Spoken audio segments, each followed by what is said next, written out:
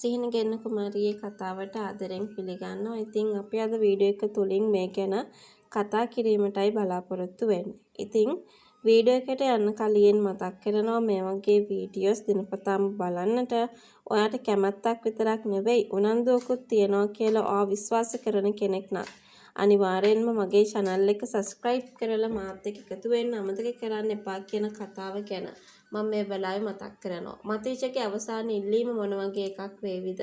අපි අද වීඩියෝ එක තුලින් මේ ගැන කතා කිරීමට බලාපොරොත්තු වෙනවා.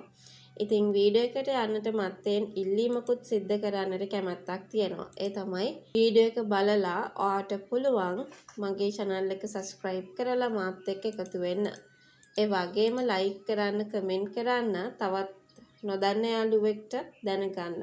අනිවාර්යයෙන්ම share කරන්නත් අමතක කරන්න එපා කියලයි මම අද වීඩියෝ එක තුලින්ම අපි හැමෝටම සිහිපත් කරන්නටත් අවස්ථාවක් තියාගෙන ඉන්නේ කියන කතාව ගැන මම මේ මොහොතේදී ඔයාව දැනුවත් කරන්නටත් ඔන්න කටයුතු යොදා ගන්නවා කියන කතාව ගැන තමයි අද වීඩියෝ එක තුලින්ම අපි හැමෝම මේ වෙලාවේ කතා කරන්නත් අවස්ථාවක් තියාගන්න ඕනි කියන කතාව ගැන අද වීඩියෝ එක තුලින්ම අපි හැමෝම මේ මොහොතේදී කතා කරන්නටත් ඔන්න ඉඩ තියෙනවා කියලයි මම ඔයාට මතක් කරන්නේ. තව දෙයක් අපිට මතක් කරන්නට පුළුවන් කමකුත් මෙතන ඉතුරු වෙලා තියෙනවා කියන කාරණාව ගැන මම මෙතනදී මතක් කරනවා.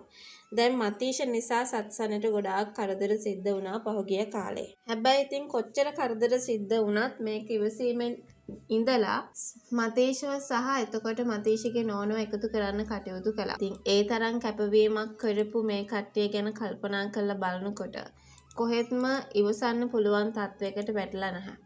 අනිත් එක තමයි දැන් සත්සන්නට ජගත් වහිම වෙනවා කියන්නේ ඒක ලොකු වේදනාවක්. ඉතින් ජගත්ගේ දරුවන්ට මේ විදියට එකතු වෙලා ඉන්න අවස්ථාවක් දෙනවා නම් ඒක තමයි ගොඩාක්ම වටින්නේ කියන කතාව ගැන මෙතනදී හොඳටම හිතලයි තියෙන්නේ කියන කාරණාව ගැන මම මේ මොහොතේදීම ඔයාව දැනුවත් කරන්නට කරුණු එකතු කර ගන්නවා කියන කතාව තමයි අද වීඩියෝ එක තුලින්ම අපි හැමෝම මේ මොහොතේදී කතා කර ගන්නත් ඕනේ කියන කතාව ගැන මම මෙතනදිම කතා කරන්නට බලාපොරොත්තුවක් තියාගෙන ඉන්නේ කියන කතාව අද වීඩියෝ එක තුලින්ම අපි හැමෝම මේ මොහොතේදී කතා කරන්නටත් බලාපොරොත්තුවක් තියාගන්නවා. ඉතින් කොහොමුණත් තව දෙයක් අපිට මේ වෙලාවේ සිහිපත් කරන්නට බලාපොරොත්තුවක් තියාගෙන ඉන්නවා කියන කතාව ගැන තමයි මම මේ මොහොතේදී ඔයාව දැනුවත් කරන්නට කැමැත්තකුත් තියාගන්නට ඌමනාවක් තියාගත්ත කියන කතාව ගැන මම මේ මොහොතේදී ඔයත් එක්කම එකතු වෙලා කතා කිරීමට බලාපොරොත්තුවක් තියාගන්නවා කියන කතාව තමයි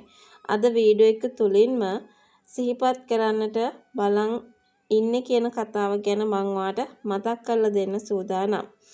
ඉතින් කොහොමුණත් තව දෙයක් මට මෙතනදී ඔයත් එක්කම කතා කිරීමට බලාපොරොත්තුවක් තියාගෙන ඉන්නවා කියන කතාව ගැන අද වීඩියෝ එක හරහා අපි හැමෝටම මේ වෙලාවේ කතා කරන්නටත් ඉඩකඩක් හදලා දෙනවා කියන කතාව තමයි කියන්නේ. විශේෂයෙන්ම අපිට හිතා ගන්න පුළුවන්කම තියෙනවා. අනිවාර්යයෙන්ම මතීෂ කතා කරලා කියන්නේ සත්සරණිව සහ ඒ වගේම ජගත් මේ දෙන්න එකට එකතු වෙලා ඉන්නවා දකින්න කැමතියි කියලා.